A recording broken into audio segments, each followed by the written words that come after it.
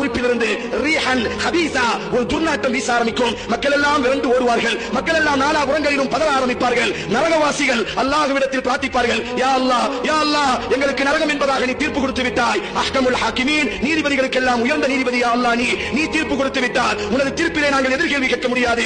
எங்களுக்கு நரகமே என்றாலும் இந்த பாவிகளோடு எங்களை நரகத்தில் போட்டு விடாதே யா அல்லாஹ். இந்த கேடுகெட்ட நாட்டத்தோடு எங்களை நரகத்தில் நீ தள்ளி விடாதே யா அல்லாஹ். அவர்களையும் எங்களையும் நீ பிரித்து விடு யா அல்லாஹ் என்று நரகவாசிகள் புலம்பக்கூடிய நாள் அந்த நாள். நபித்தோழர்கள் கேட்டார்கள், யார் யா ரசூலல்லாஹ், நாளைக்கு மறுமையிலே மக்கள் எல்லாம் இவர்கள் எழுந்து வரும் பொழுது நாலாபுறங்களிலும் ஓட ஆரம்பிப்பார்கள். எங்கள் பக்கம் வராதீர்கள், எங்களோடு நிற்காதீர்கள், நரகவாசி பயப்படுவார். அல்லாஹ்வின் தூதர் கூறினார்கள், இமாம் ஹாக்கிம் பதிவு செய்கிறார், நரகவாசிகள் பதறுவார்கள், இவர்களோடு எங்களுக்கு நரகத்தை நீ தந்து விடாதே, எங்களுக்கு என்று ஒரு தனி நரகம் இருக்கட்டும். இந்த பாவியோடு நரகத்தினுடைய வேதனைகளை தாங்க முடியுமா முடியாதா என்று எங்களுக்கு தெரியாது.